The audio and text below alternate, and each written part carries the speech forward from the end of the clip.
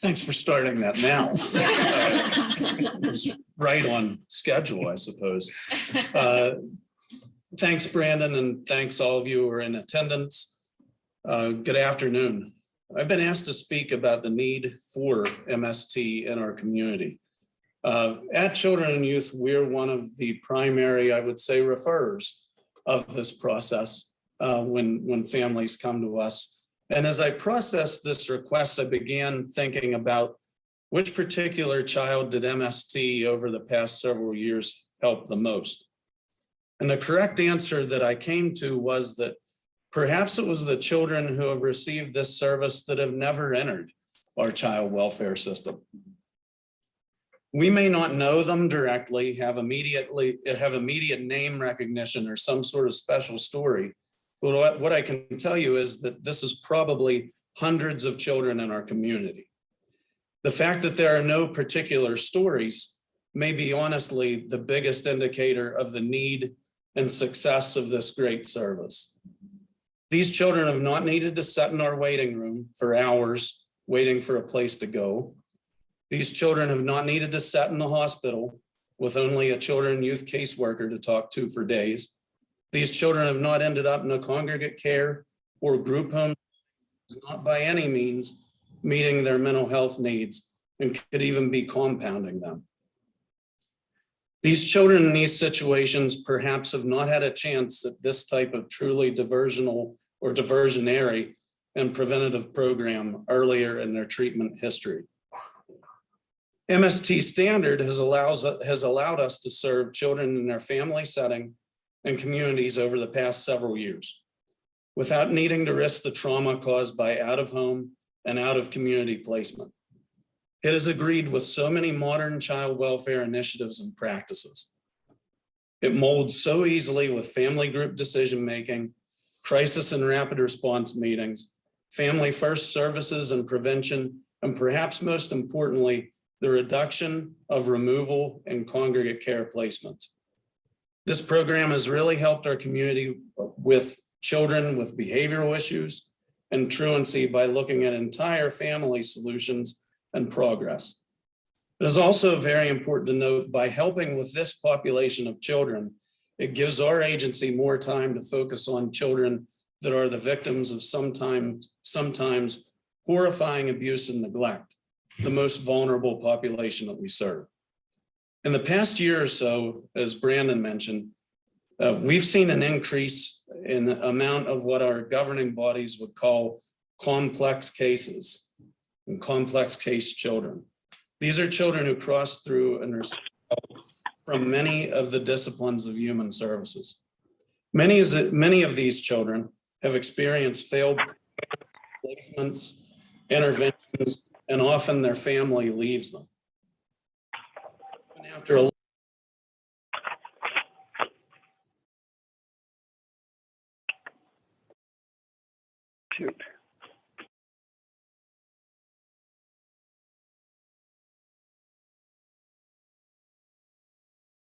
to provide when children have lengthy files of troublesome behavior. As we implement this and look back several years from now, maybe it will lead us to think about the stories we don't have. I thank the MHY staff for providing this to our community in the past, present, and look forward to this in the future. Thank you. Thanks, Charlie. Now we'll have Bethany Wentz, MHY's MST supervisor in Butler County.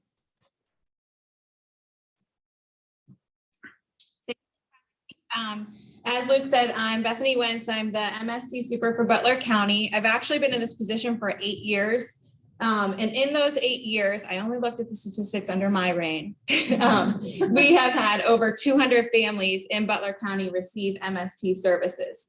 And then in those 8 years, we have 2 therapists that have been on our team the entire time. And then Nicole, who is going to be introduced as the MST Psych supervisor, she's been on our team for 7 years. So it's not just that we're providing a quality service. We have therapists that are committed to this community and are committed to MST and the work that we're doing. And in a time where it's high burnout, it's just so remarkable that we're able to have our therapists stick with us for this shared goal.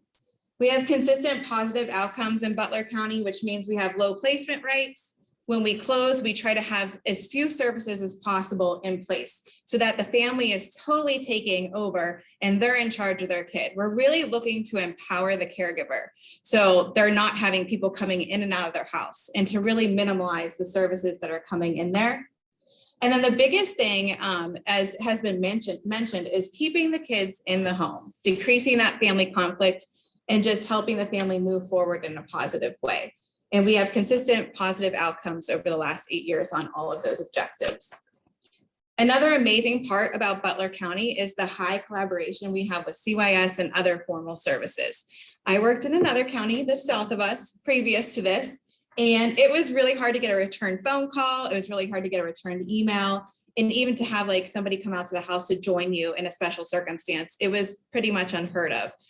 When I got into Butler County and I saw how collaborative they were willing to be with MST, I was amazed. And I definitely think that the good work that the other stakeholders in this county are doing is a direct result of those positive outcomes as well. So if you have had an MST case, you've been a caseworker, probation officer, somebody in a school, thank you, because you have helped us be as successful as we have been. And as I mentioned before, we have an experienced and committed team. Sadly, 2 of those people on my team are leaving to do MST Psych. So you will be in excellent hands of well-skilled clinicians leading, and then also as a therapist on that team. But MST Standard is not going anywhere. You will now have options on what's most appropriate for the child. Another trend we've seen over the past couple of years is children younger than 12 being referred to our program. MST Psych is going to have the ability to take younger than 12, which you will learn more about. So I think that's going to be a huge advantage for our county. And MST Standard will be here, will be still willing to serve, and will be in high collaboration with the MST Psych team to make sure that the families in this community are being served well and that those kids are staying at home. To give you a little more meat to the story of what MST Standard has done for our community, we actually have a parent that has received our services for their son that has agreed to kind of share their experience. So I'm going to introduce Jamie to talk a little bit about her experience with MST. Thanks, Beth. Hi, Jamie. Can you hear us okay? I can. Can you hear me? Yes. Perfect. So, Jamie, could you tell us a little bit about what led you to MST services? Yes, absolutely. So my son, I think issues probably started when he was much younger, but we really started noticing situations happening with him around 4th and 5th grade. Refusing to complete work in school, grades drop, lack of motivation, and then we started seeing self-harm, suicidal threats, physical and verbal attacks, and then fights in school. And there were just daily difficulties in the home and at school. I take the brunt of it at home, and anyone of authority takes it outside of the home. We participated in individual and family therapy, in-school therapy and supports, family-based programs, multiple trips to Western Psych, a 35-day stay in MHY DAS program. And then we were told about MST from a crisis intervention worker that I called one night after my son had pulled a knife on me. And I don't know who that gentleman is, but he was wonderful. And he shared that this program would allow for more intensive in-home approach for us. Awesome. And what did you expect MST services to, or MST therapy to be like? Truly, I had no prior knowledge of what MST was, nor had I heard of it. I actually remember sitting at the table across from our therapist at the first visit and asking that very question. What is MST exactly? What exactly is your goal? What are you going to be working with us on? With all of the services that we have ever had, including home-based, concentration has always been on my son only. That's what I expected. I truly didn't expect great results, as nothing else had really worked up until that point. So what would you say were the main benefits to your family from MST therapy? It's going to be difficult to be brief on that question. Even after going through, as I said, all the programs and services I just mentioned previously, my accumulated light bulb moment, if you would, was with MST. You know, there's no guidebook for parents navigating children with behavioral or mental health needs. We struggled on our path, and so many times we felt very alone. We didn't have the answers. We prayed for answers, questioning if we were doing the right things. And as parents, we have focused on finding ways to help our son. What programs can he participate in? What tools can he learn to better manage his behaviors? But no matter how much we as parents wanted him to learn, there can be no learning without his engagement. Our therapist was relentless, wouldn't give up on my son no matter what. We were very lucky. MST therapists have to have a strong backbone. And our therapist came in, walked through these issues with my son in a very calm and professional manner. Even when he showed his negative behaviors to her firsthand, she kept coming. She wouldn't give up. She showed my son that she was willing to put in the work if he would also. Her determination, probably coupled with a few weekends at Keystone Adolescent Center, courtesy of our probation officer, eventually achieved engagement. What she also showed us, though, was that this program wasn't just about my son. It was about us as parents. How to adjust behaviors to elicit a different response, how to clearly communicate expectations, and how to best manage his behaviors. It gave me as a mother a voice. Now we had a certified advocate in our home, experiencing and seeing what we dealt with, and was able to validate our concerns and help us kind of figure out the best course of action. We were reminded that we were not alone, and that our personal well-being mattered also. Our therapist even brought me a care basket, me personally, with tea and an inspirational book. And for me, as a reminder of self-care as a parent. MST gave us the opportunity to have a very quickly implemented intensive program in our home that led a good foundation for my son and our continued journey. Thank you so much for sharing all of that, Jamie. What would you say to another family who was referred to MST or MST Psych? Yeah, our experience with MST was invaluable to us. We had a resource, someone who was dedicated to working with our son and with us. And the program put so many more tools in our toolbox. It's a well-rounded approach for what could be offered, and all the services that we've ever had. MST has definitely been the most impactful. Is there anything else that I forgot to ask that you'd like to tell our stakeholders? I'm excited to hear about the MST Psych program. When we worked with MST, we had to utilize all kinds of different services combined with MST Standard. MST Psych would have made a huge difference, I think, for us to have many of those resources working under one umbrella. The collaboration of services is so crucial. For example, our MST therapists work with our probation officers, I mentioned before, as well as our psychiatrist, and that made all the difference. And I wish there was a more comprehensive approach like this back then. And I only see this being positively affecting your patient outcomes. Is there anything else you would like to add, Jamie? Thank you for your time. Yeah, no, I appreciate having the opportunity to come and share with you guys. If I had any additional suggestions in the program at all, as you know, more emphasis on the transition out of this type of program is going to be critical for you guys as well. Planning for after the program ends needs to begin shortly, probably after MST starts, especially with MST Psych being so much more intensive. The transition out of the program really needs to be a focus as well. Okay, thank you for sharing. Yeah, absolutely. Thank you for having me. Thanks, Jamie. Now I'm going to introduce Dr. Melissa Rowland, Diane Kuzer, and Dr. Mark Davinovich over the next several slides. Melissa is the developer of the MST psychiatric program. And so she will talk about the MST psychiatric program, some of its different details, and also some comparisons between the psychiatric program and the standard MST program. Melissa.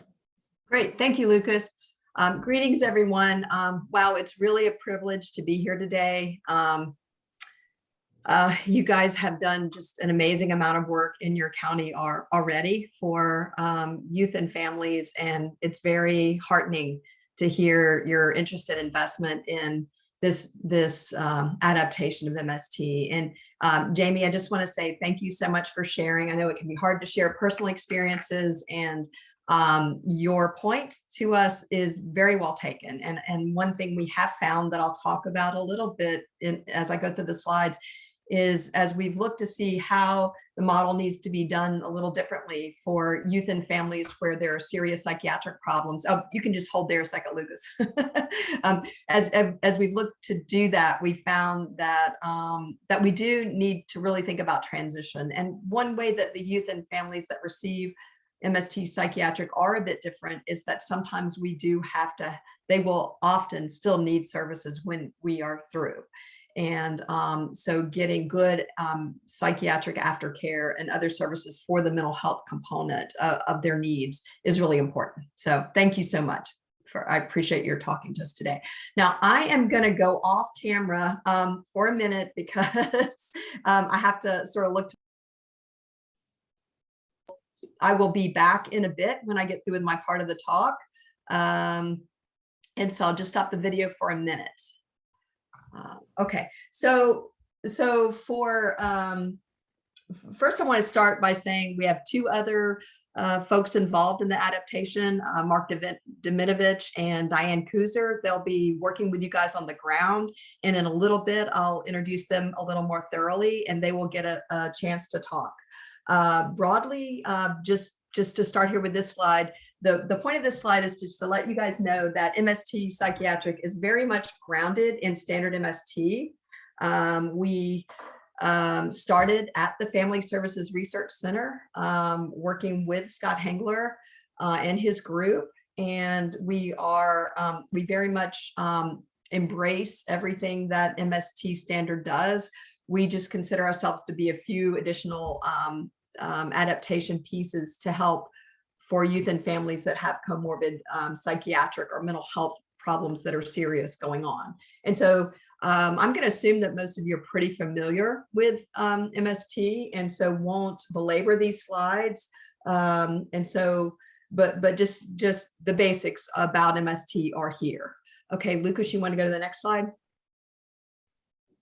And so MST psychiatric is an adaptation that was specifically designed to help families in which the youth may be at out-of-home placement or serious consequences, system consequences risk because of serious mental health problems. And so just to give you a sense of the background, in the mid-1990s, while we were working at the Family Services Research Center, we were finding that while we were having really good success with kids and families where the youth was about to be arrested or was arrested in the randomized trials, we began to wonder about youth in the mental health system, because there was a really big unmet need there in which youth and families where the youth was entering into the psychiatric hospital were finding themselves being launched into placement. Often there was data to show that the psychiatric hospital was actually a launching pad for more intensive out-of-home placements, and that once that cycle began, it was really hard to break.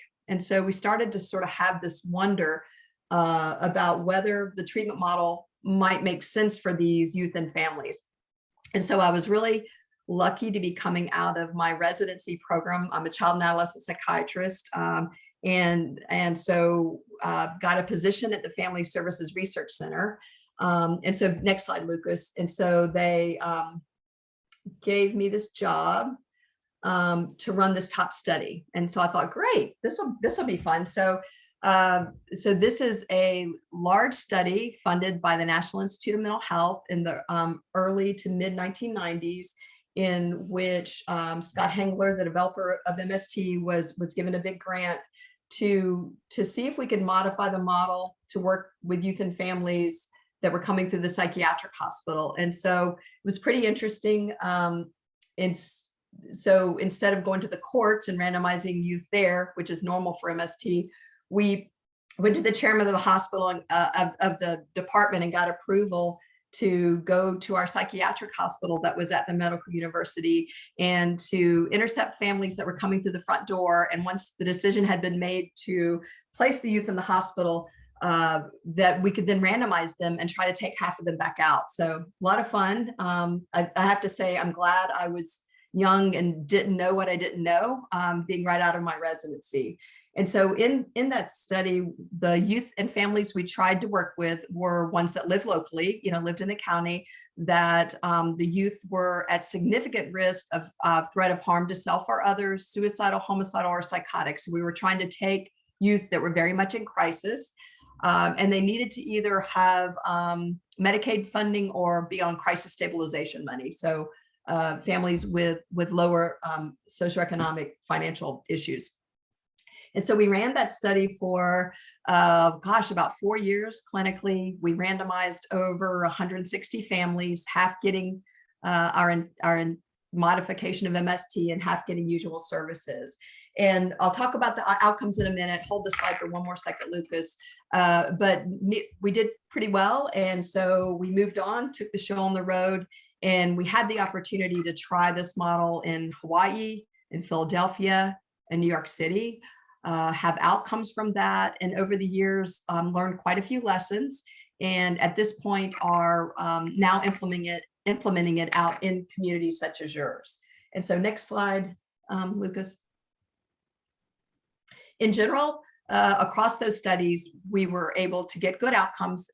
We were able to keep youth living in the home and community longer, increase their time in school and educational settings, and improve both their internalizing and externalizing symptoms.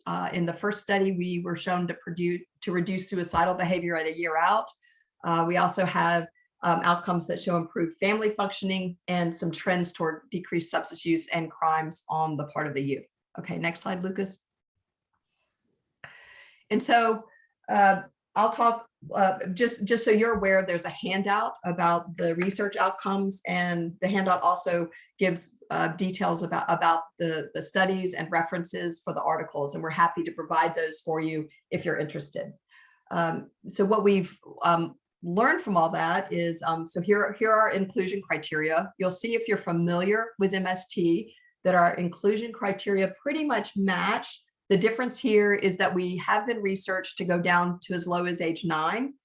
And we also are obviously targeting youth who have serious mental health symptoms, and sometimes when we work in conjunction with other teams, such as we will in Butler County with Bethany's team, we may decide that there may be youth and families that you decide where the caregiver's mental health symptoms are such that you feel they'd be better served by our team as well. And we're certainly open to that.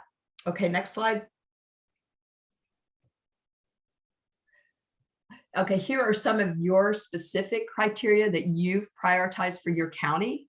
And I'm going to just breeze over this slide, and it will be discussed more at length toward the end of this discussion by the team. So next slide. So our exclusion criteria matches perfectly with standard MST. And so we need a family to work with. Obviously, it's a family therapy, and we do exclude youth whose primary referral behavior is sex offending. And we also exclude youth with severe to moderate autism. We do work with youth and families that would be considered to have mild difficulties. And the reason for that is that we really did not research this in our studies. When we first started this, we actually excluded youth with that diagnosis.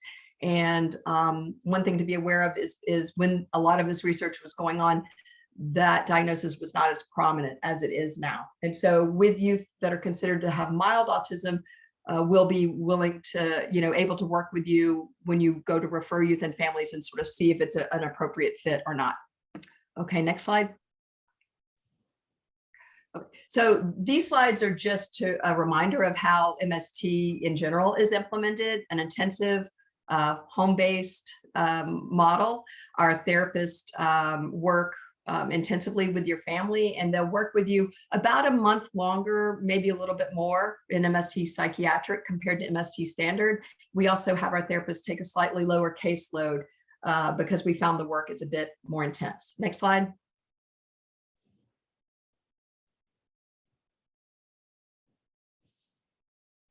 Lucas.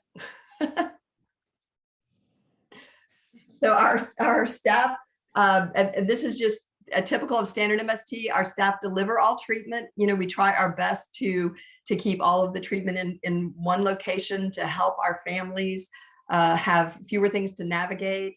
We very much, as with standard MST, want our caregivers to be in charge, and we want to help empower them to be in charge. And so one of the ways we do that is we try to deliver as many of the services with that caregiver ourselves. And so we've brought psychiatrists into the fold to be a part of our team, and we do our best to integrate and work with those psychiatrists so that that's one less person or system for the caregiver to have to navigate.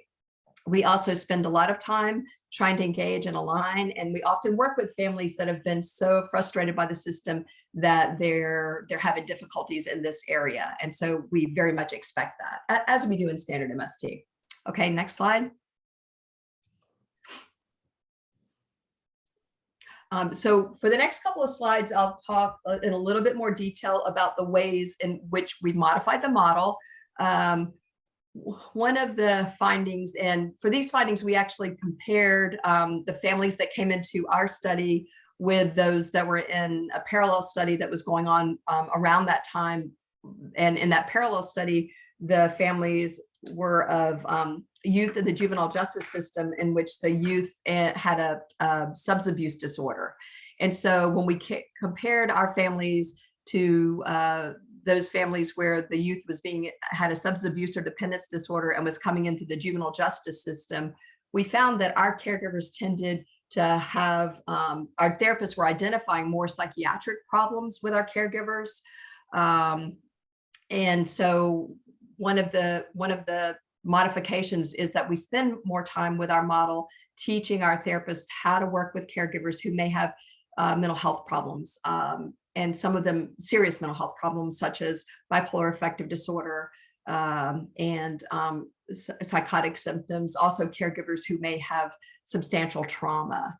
And so that's one of our modifications, is more emphasis and training in that area. And I think anytime that you have caregivers who are really suffering, you're going to need to increase your work with the whole family, looking for other social supports within the family and in the community. And so I was really excited to hear about all the work you guys have done with standard MST in your community to improve the system's involvement and to enhance social supports for your families in standard MST.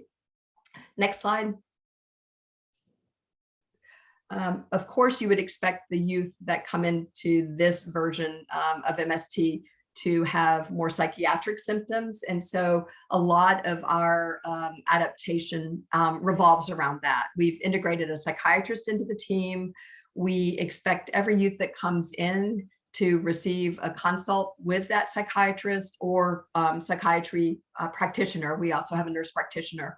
And to be followed up for the time that they are in MST by us. Now, our psychiatrists cannot continue to follow the youth and families, or they would be pretty quickly overwhelmed, but they will work with youth and families while they're in MST.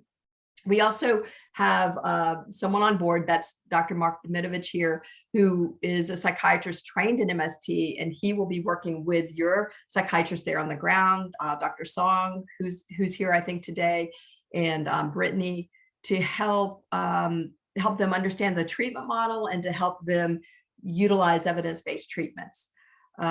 We also have an emphasis on training therapists to identify risk factors that often come with youth that are in crisis. And so youth that are suicidal, homicidal, psychotic, or just generally in crisis, at risk of grabbing a knife or harming themselves in some way, or some impulsive action that might actually cause harm to self or others.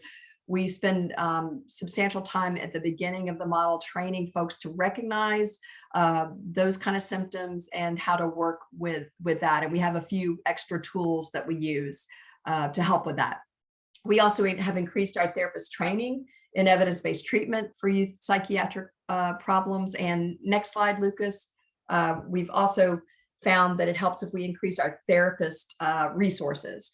And so one thing you can imagine that we found in that first study, so if you can imagine you're a therapist on an MST team and you're literally meeting a family in the emergency room or at the admissions office, and you're going back home with them that night and you're trying to help them stabilize and help them stay out of the psychiatric hospital. So you can imagine that those therapists are going to be pretty busy and sometimes get pretty stressed out. And so we found that increasing supervision time, having our supervisors spend a bit more time in the field with therapists is helpful. I'm really excited about the fact that our team supervisor and therapist have experience, substantial experience, coming from Bethany's team. And so all of these things will be really helpful. We've also, to help our therapists, have reduced the caseload a bit. We increased the time in treatment. And one of the probably most important additions, other than adding the psychiatrist, was adding the crisis caseworker. And this is a position that we decided would be really helpful for our therapist. And the caseworker will be described to you by the next presenter, but that addition has been super helpful for our team. And it's a person that can go around and just fill in the gap when we have emergencies or things that are needed. Okay, next slide. Okay, this is my last slide before I turn it over to Dr. Mark Diminovich.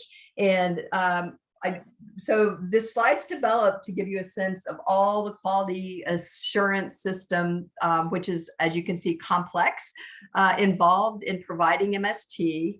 I won't bore you with the details, but suffice it to say that an MST standard and hence an MST psychiatric, we're very much manualized. We have lots of protocols developed to train, and we had feedback to help us know if everyone's doing their job. And if you look inside the big oval, the folks inside the oval are the folks from Butler County that are there on the ground. And you have your supervisor therapist working with the youth and family. And you also, the parts in purple are the additions we have in MST psychiatric. And so we've got your team psychiatrist there who's going to be on the ground. We'll introduce those two folks in a minute. And your crisis caseworker. And you have, if you look in the upper left-hand corner, you have your expert psychiatrist, and that person is coming from MST services, and they will be here to work with you. And so I think that's my cue. I'm going to turn this over to Dr. Mark Diminovich. Mark is a child and adolescent psychiatrist, and he will introduce himself in just a second, but he is probably, I think, the only person that I know that has had this list, pretty much every job that is on this chart. And so he started out in that first study that I outlined for you as the person that recruited youth and families into the study. So he was one of the people responsible for us having a really good recruitment rate, talking families into doing MST and letting us walk out the door of the psychiatric hospital or ER with their family. He also created the crisis caseworker job and served that role. He then became a therapist. He then went to medical school, went away, and has come back and is now he trained at Western Psych. He's now one of our expert psychiatrists that works with MST teams. And even better, he currently lives in Slippery Rock. So he's one of yours and has worked in your community. So Mark, at that, I'll hand it over to you. All right, great. Thank you.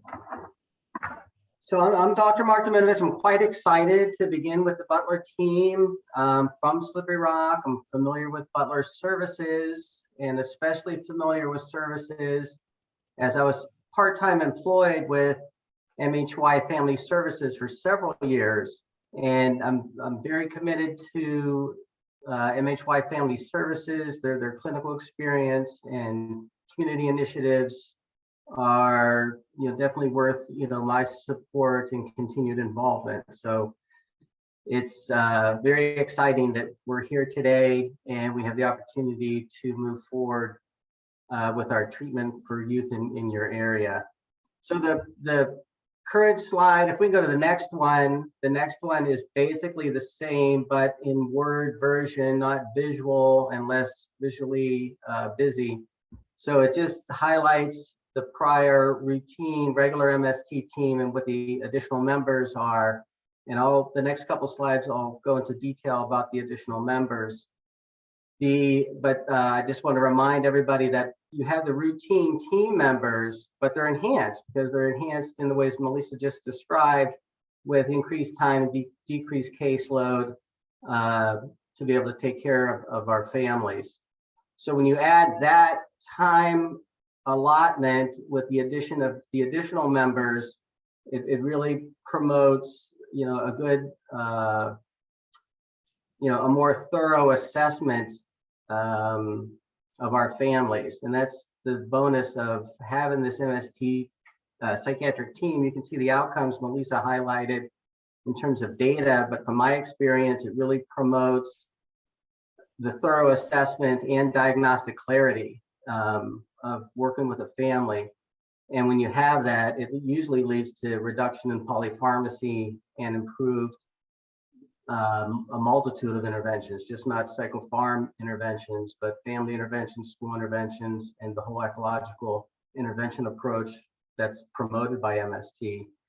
And it also promotes the parental functioning. The parental functioning, especially if they have mental health or substance use disorders, is also something that is usually enhanced by having the increased adaptations that MST Psych allows. So with that is, the ability to have the child psychiatrist, the agency psychiatrist on the team at 20% effort, which is one day a week, which is usually ample enough to manage 1 to 2 teams. The bonus there is not only not searching for a child psychiatrist and having no wait list for a child psychiatrist.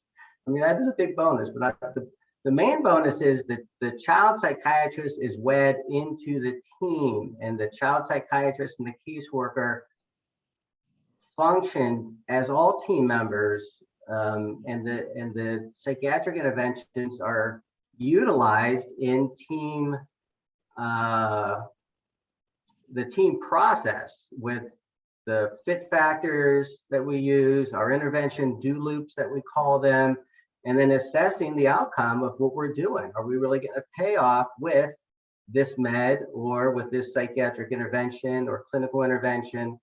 And if not, then we feed it back into our intervention process to make sure that outcomes are eventually achieved. So it's not just having the opportunity for the psychiatrist to do consult work. That psychiatrist is a member of our team and wed to the therapy model, and is as an equal with the crisis worker in terms of the team approach. So next slide, please. So my role is to ensure that they understand the model, use the model, recommend doing fit factors before the team brings it up, ensure that there's adherence of the psychiatric provider to the model. And then once the model's understood, we're at the same time, ensuring that there's evidence-based prescribing and clinical interventions. And as a team player with MST is doing family work. So how to align with families, giving suggestions regarding interventions to ensure family not only participation within the MST process, but thinking in terms of, one of our principles is generalization, maintaining the gains during treatment, after treatment. We want the families to have an experience of psychiatry that they're going to be more inclined to keep appointments, develop relationships with further future providers, maintain medications if they're helpful. And along the way, we're always staying mindful and thinking through and bringing these issues up with families in terms of, will this generalize? Do you really want the meds? Do they pay off? How are we going to manage side effects? How are you going to manage the labs for your kid who doesn't really want labs? All that kind of stuff. hopefully gets ironed out as they're ready to return to community providers. Additional things is providing boosters to the team, so the whole team improves their ability to understand psychiatric symptoms, psychiatric diagnoses, differential diagnoses, how to monitor, assess symptoms, report them, and then monitor the interventions and whether any interventions are paying off.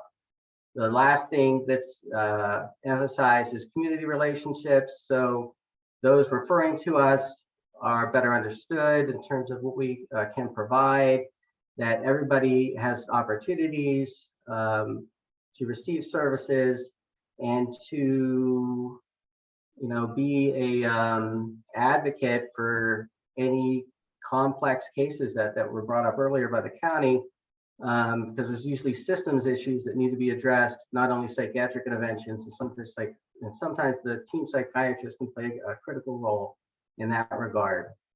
Next slide, please. So the team psychiatrist is on the ground at the agency usually one day a week, 20% time. The main duties are consulting with the team regarding medical and psychiatric drivers for the clinical problems. They're very active in the onset of a case coming in, putting an eye on the safety assessment, assessing any needed interventions in terms of medication, safety planning. If there are acute safety issues, consideration of using the hospital, using respite care, using other family members, those kind of interventions. They're part of that process. Then you have their usual duties with doing psychovals, assessments, pharmacologic interventions, follow-up, connecting the families with community providers. But unique and probably more often, not more often, but more often than a community psychiatrist, you're going to see them consulting with the school, maybe going to the school, talking with judges or POs. But as an MST psychiatrist, you're much more involved with community stakeholders in terms of advocating for our interventions, or giving, or just giving. I lost my train of thought there. But anyways, just advocating with our stakeholders for community interventions, not just the psychopharm kind of interventions. Next slide. So the crisis workers, very hard to describe. There's a number of bullet points, and that you would have to multiply that by 20, because it's basically at the very bottom sums it up. Whatever it takes, whatever is needed in the moment. So, back when I was a crisis worker, I was signing people up, but then the therapist had needs like, can you go home? Can you contact this uncle and see what the uncle's willing to do and help out for supervision of this kid? It was going to a school. Can you monitor this kid? The kid knows me. I'm the therapist. Can you just go in there and watch the kid and see if he has ADHD or if he's acting odd, or what's the peers doing that's making them act that way? So, that role was adopted to be part of the assessment process. And you can see a number of things that maybe have asked of the crisis worker along the way, but it's a very creative role. It's critical for the therapist. They become very busy as the caseloads go up, and it's also critical for alignment. The caseworker forms another relationship with the family in addition to the therapist, and in another way secures an alignment with the family that we're here, we got our eyes on you, we're here to take care of you and help you learn how to take care of yourself. Next slide, I think, is Diane. Now, Melissa, do you want to introduce Diane, or should I proceed? Sure, I'll introduce Diane. Let me turn my camera back on. So Diane Kuzer is our supervisor for the team. We're very fortunate to have her. Diane she also lives in Pennsylvania and nearby, and has been working with MST for so many years, I've lost count. Diane, you'll have to tell me, and has been on our psych team for a long time. And so she provides the consulting role. She's the person working with the youth and family more than once a week, really, in MST psych. I mean, working with the team working with your supervisor, program developer, and the therapist to help get the model right, and so that we can do our best for the youth and families. At that, I'll let Diane take over. She's going to talk about a family we worked with in Australia, and to sort of highlight how the psychiatrist works with the team. Thanks, Melissa. Yes, so as Melissa said, I'm Diane Kuzer. I am right below you in Washington County and started as a therapist in Washington County on an MST standard team 22 years ago. I had to look at the calendar to see that. And so I'm now what's called the MST expert consultant for MST Psychiatric. And my role is a bridge between the research and the living room. It's kind of how I like to describe it. And to make sure that you as stakeholders and families are getting a model as close to the original research as possible. I oversee clinical work, and I also help look at the transportability of taking a model from research to living room. And I currently have a workload from Boston, Massachusetts, all the way to Melbourne, Australia. And this case success story, a little bit about the holistic nature of MST Psychiatric, comes from Melbourne, Australia. The young person who was referred to us was 10 years old, and she was having some acting out behaviors in school. She had started out sort of crying through the afternoon, and the school noticed it, and then her grades slipped, and they noticed that. And then she started to do some superficial cutting, and her peers were worried about her. She was having arguments with the peers, getting disruptive in class. So her behavior in school had just been crescendoing, and she was brought to the attention of Child Protection and then ultimately referred to MST Psychiatric. And the psychiatrist and therapist went out to the family home to meet with the family and do the initial psychiatric consultation. And when they got there, the younger brother, who was about 6 years old, was climbing a bookshelf in the living room. So I asked Caitlin to give me a bookshelf for my slide as I talked to you about it, because probably looked a lot like this one, and he was just working his way right up the bookshelf. And the psychiatrist, who's a homeowner and has some life experience, said, well, the first thing we need to do is anchor that bookshelf. It was unanchored, and she sent the therapist to the hardware store to get what they needed to anchor the bookshelf. And she continued talking with the family, finding out what happened to the little boy was that the family's alternator on their car had broken, and they were unable to pick up his stimulant medication from the pediatrician. They were unable to pick up his stimulant medication. They sent him to school without medication, and he was diagnosed with attention deficit disorder, hyperactive type. And he got onto the bus, and you can just imagine what may have happened for a little guy who's unmedicated on a school bus, and lots of disruptive behavior. He didn't even make it all the way to school until he was thrown off the bus. Family still doesn't have an alternator, so he didn't go to school. He'd been out of school for about 4 days by the time the psychiatrist was at the house to meet the family and do the initial assessment for the older child. So she talks with the family, liaises with the pediatrician right from the family's house on her cell phone, talks to the pharmacy. She writes a prescription for his stimulant medication to match what the pediatrician would have given. Make sure the pediatrician knows that. Lots of great collaboration there.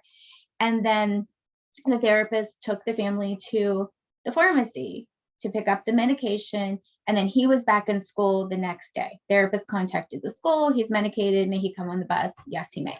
So he's back in school the next day. We continue working with the family, working on a lot of morning routine pieces. The 10-year-old gets appropriately medicated, working on her school things, a lot of parent management strategies. But we were still hitting a couple places where interventions weren't running, and we didn't feel like we understood the drivers. And psychiatrist was meeting with the family, therapist was present, and mom and dad said, well, what's happening is we're using methamphetamine. And they were in a cycle where the house would get a little beyond their control, and then they'd use some methamphetamine, street methamphetamine, and get the house clean. And then they'd crash the next day, and then they couldn't run the morning routine to get everybody to school. And then the house would get behind again. And so they were having some attention struggles for dad, some more anxiety issues for mom.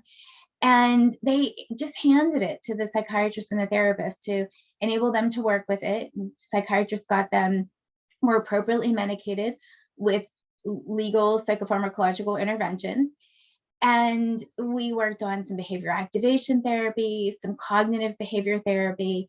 And we were really able to put in a lot of routines in the house, increase structure, increase warmth, and the familiar relationships. So very near the end of the case, the 10-year-old looked at the psychiatrist and the therapist who were there for a follow-up appointment, and she looked at them and she said, huh, you two turned this into a family. Like half proud and half a little surprised that they had been able to do it. And then mom had said that she'd been to some 12-step meetings. And one of the slogans that she'd always heard was life on life's terms. She said, I couldn't do life on life's terms because I didn't have the tools. You have to have the right tools to do life on life's terms. So when we met the family, we literally walked in with screwdrivers and wall anchors to anchor that bookshelf, helped them buy an alternator for their cars. We started with some very practical tools and then really gave them the tools that they felt like helped their family and brought them together as a cohesive and successful unit. So it's just a little example of how all the roles fit together in MST Psychiatric.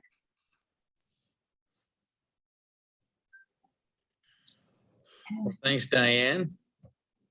We're introducing next Nicole Monday, who will be the MST Psychiatric Supervisor in Butler County. Nicole? Hello, everyone. Like Luke just said, my name is Nicole. I'll be the supervisor for the MST Psych team in Butler County. Super excited about it. Really excited to hit the ground running and start providing this awesome service to our community. So we've heard a lot of great things about this program. Now, how do you access it? How do you tap into it? And that's what I'm going to go over. So we tried to make this as simple and straightforward as possible. So there's like 3 basic things you kind of need to be mindful of when making referral. I'm a visual person, so I like to put a little visual up over what that form looks like. So that first one, the MST Psych referral form, that is our document that has the basic contact information on it, who's making the referral, who's the kiddo, how do we get a hold of them, and then just some brief information about, why you're reaching out to us. And then the second part is we will need a psych evaluation with an MST Psych recommendation or the IVHS written order part A filled out. So you don't need both, just one of those, okay? And then you also have to make sure that they have active medical assistance. All of our clients need to be active and enrolled with MA. So the next slide, please. So then after you kind of get all that in order, well, first you can get those forms on our website. We'll have a link to them that you can download and fill them out. And then you can submit them securely to Lucas's email. We have secure emails. You can submit them securely to our emails or to our main campus fax. Those are all 3 main ways to submit those referrals in a secure way. So next one. Oh, so, and I also just wanted to give like a brief hello onto who your team is. So first we have Dr. Song. Dr. Song is going to be the psychiatrist. I'm gonna try to bring them up. I don't know if we'll be able to see them, but then Brittany is also on board with us as the psychiatric pediatric nurse. Alexis Claypool is going to be our therapist, and we just recently accepted the offer or another therapist accepted our offer on Monday. Her name is Autumn, so she'll also be joining our team. And Michaela is our crisis caseworker. Oh, there's our team. So we got Michaela, Alexa, and Brittany. All right. Okay, thanks, Nicole. Thank you, guys. So that'll conclude the informational part. We can finish up with the any questions and comments anybody has. We can look at if anything's been put up on the chat and open it up. Well, I'll say that I had one request for slides in the chat that Caitlin is sending out, but if anyone would like a copy of the slides, please drop your email in the chat and I'll get those to Caitlin to send to you.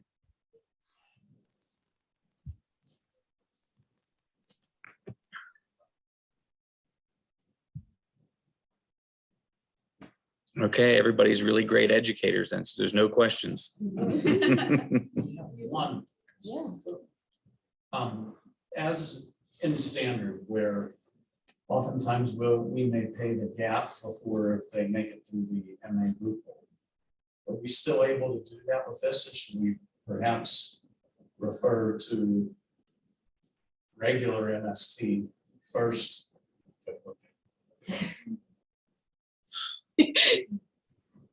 Or, well, I have option 3, we guide them toward the MA process first. Well, we do have the standard MST still, which may be an option. They have a transition to, that is an area we could Lucas, can There you was, repeat the question Yes. for us on the? yeah, I'll say a little bit louder. There was a question about some of the gap funding that's available, and for the regular standard MST program. Oftentimes the authorization for that program from the managed care organization doesn't necessarily kick in after a certain period of time. And so for the sake of urgency, the county does provide funding for that services until that flip is able to occur. And so the question was brought up if that would be an option for the MST psychiatric program. And so those are some ongoing pathways that we're exploring right now with the county and how they're able to secure funding.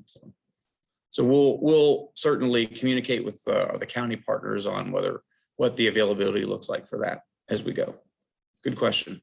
I think also to follow up on that, if we get a case referred to us to MST standard and the county's paying for it, and we're in there a few weeks, we've scheduled the eval, and we're seeing that they're gonna lean towards MST psych, we would go into that eval saying, check this out. Do you think they're appropriate for MST psych? We'd be talking to Leslie, we'd be talking to Nicole. And then that case could possibly just transfer from MST standard to MST psych. And by the time they get that eval, we've already helped them apply for MA, their MA is active. Hopefully that won't happen too much, but we're definitely open to working with whatever comes our way. Okay. Awesome. I have a couple questions from the chat. Do you have to be on probation to refer to MST psychiatric? The answer is no. They did not have to be on probation. Nicole talked about some of the different pathways that somebody could make to referral to this, but this program will be available to juvenile probation, mental health, children and youth services. It falls under the IBHS category in Pennsylvania, and so there's also some certain criteria that are under the IBHS regulations. Well, building off of that answer, Lucas, that's a good segue to my next question in the chat. What is the IBHS order? The IBHS order is a sort of a simplified version of a psychiatric evaluation. IBHS was promulgated in Pennsylvania, I believe about over a year ago. And what it was to try to do was to decrease the amount of time that a youth had to sort of wait for access to services. And there was also an attempt to update a lot of different services and put them in a different category from the former BHRS category of services that many different programs are regulated. And so IBHS is the new sort of version of how this program is regulated. It falls under individual services and evidence-based therapy. So it is the standards by which the MST and the MST psychiatric program follow. All right, thank you. We have another question. Are there differences in exclusionary criteria? I'm assuming that's between MST standard and psychiatric. I'll take that one. One of the main differences that you will see is that young people whose referral problems are primarily driven for psychiatric reasons are excluded from MST standard. They would not be excluded from MST psychiatric. Young people who are actively suicidal, we would take into MST psychiatric, and young people who are actively psychotic would be exclusionary for standard, and we would treat in MST psychiatric. We have some of those very young people referred right now across teams in Florida, as a for instance, that I can think of off the top of my head.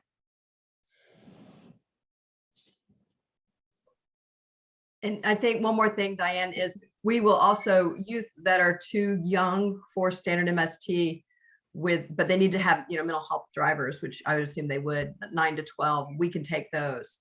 But otherwise our exclusion criteria sort of match up to the standard really well, pretty similar. Thanks, Melissa. Yes, All right, is that all you had there, Diane? that's all I have in the chat. If your email is in the chat, I have that to Caitlin for slides for you. So those have been taken care of. And I think those are all the questions in the chat. Okay. Well, these are just a few acknowledgements, but as we'll wind this down, thanks for everybody's time. Thank you for everybody's support and participation for our introduction for the MST Psych program in Butler County. We've left some of our emails and contact information, so feel free to reach out if you have any questions afterwards. But again, thank you and have a great day. Thanks, everyone.